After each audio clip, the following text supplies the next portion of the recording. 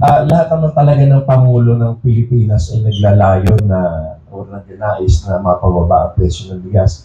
Noong panahon ni Presidente Duterte, ang kanyang ipinangako ay 15 pesos ang bigas. Pero hindi rin natupad.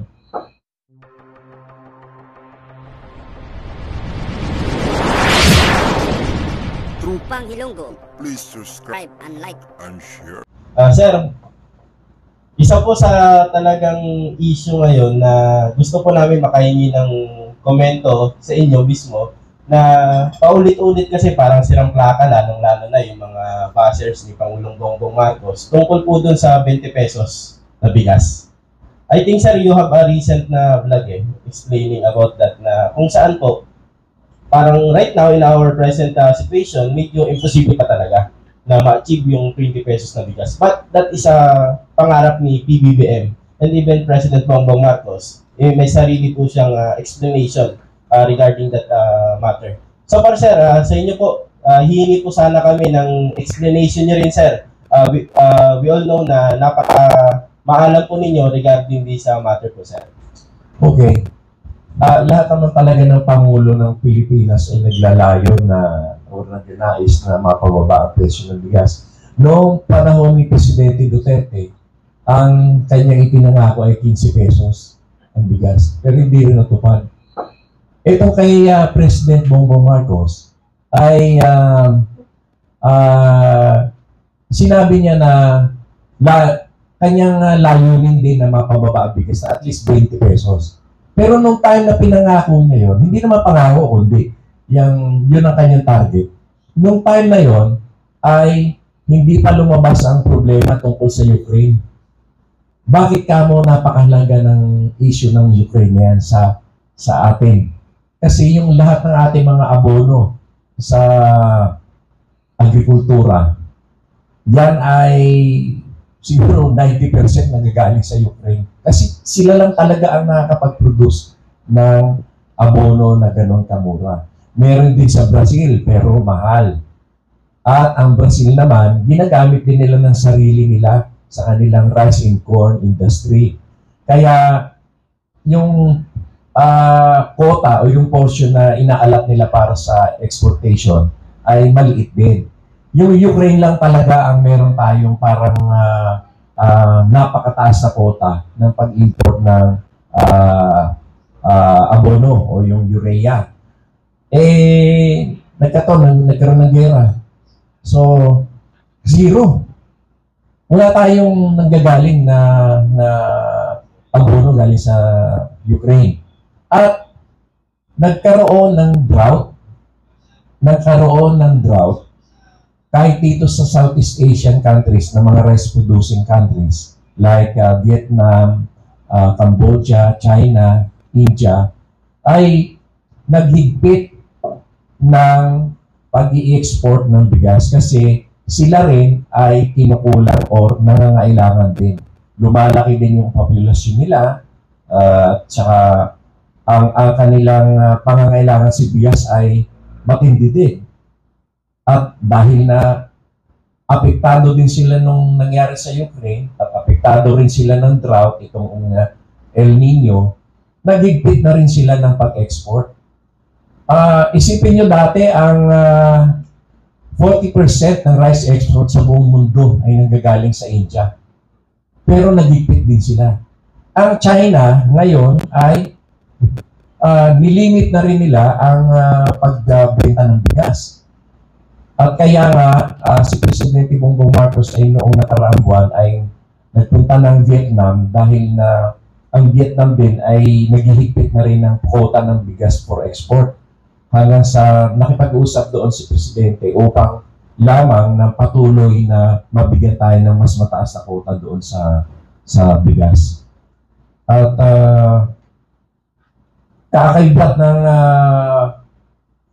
mga efforts ni Presidente Bongbong Marcos, gumagawa naman tayo ng sarili nating paraan upang mapataas ang ani ng ating palay.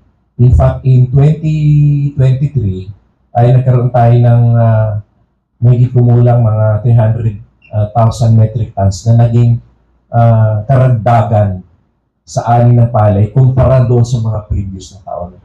At dahil na rin yan sa mga programa na ginagawa ng ating Pangulo kasama ang Department of Agriculture.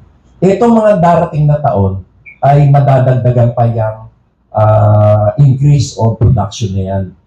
Sa kabila ng itong drought at El Nino, ay may mga pamamaraan naman na ginagawa sila. Ang isa pang naging dahilan dyan sa pagkakaroon ng panibagong sigla sa agrikultura ay yung pag-condone ng pagkakautang ng mga farmers sa kanilang mga lupain na sinasaka na nai-award sa kanila under the Land Reform Program.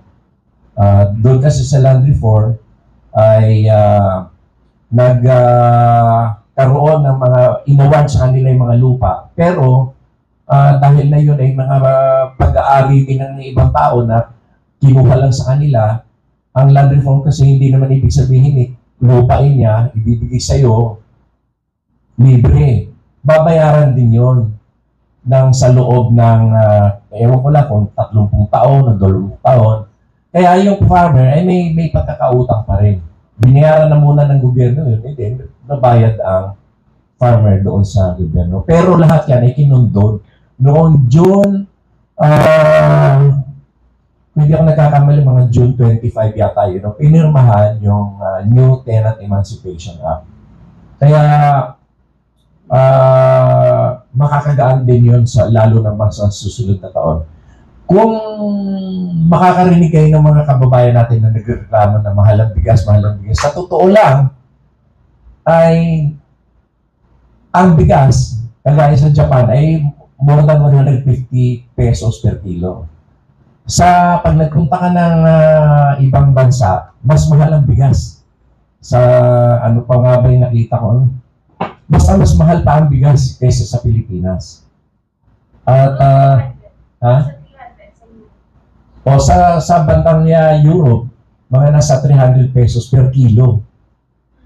Kaya kung tutuusin mo, yung ating 44 pesos, 45 pesos ay mababa pa yun kung ikukumpara mo sa iba.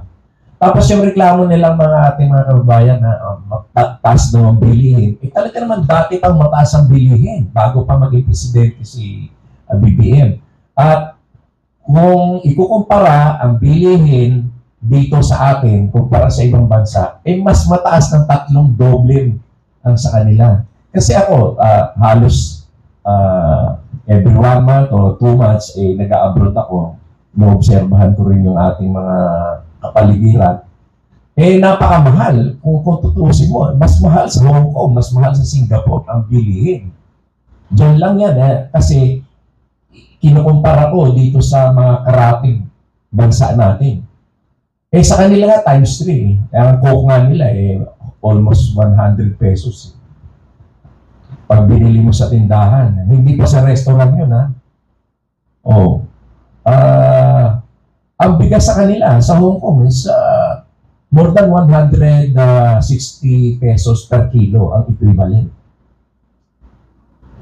Sa Singapore din, more than 150 pesos per kilo ang equivalent dito, na 1 kilo rin.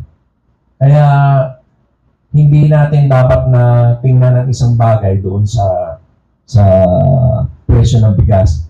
At isa pa, na-control naman ang pagtataas ng presyo dahil naging 2.8% ang ating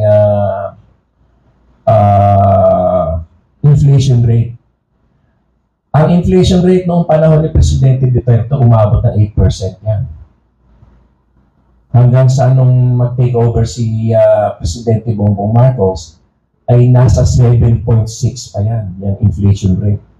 Bumaba na lang ang bumaba dahil dito sa mga pamamaraan na ginagawa natin.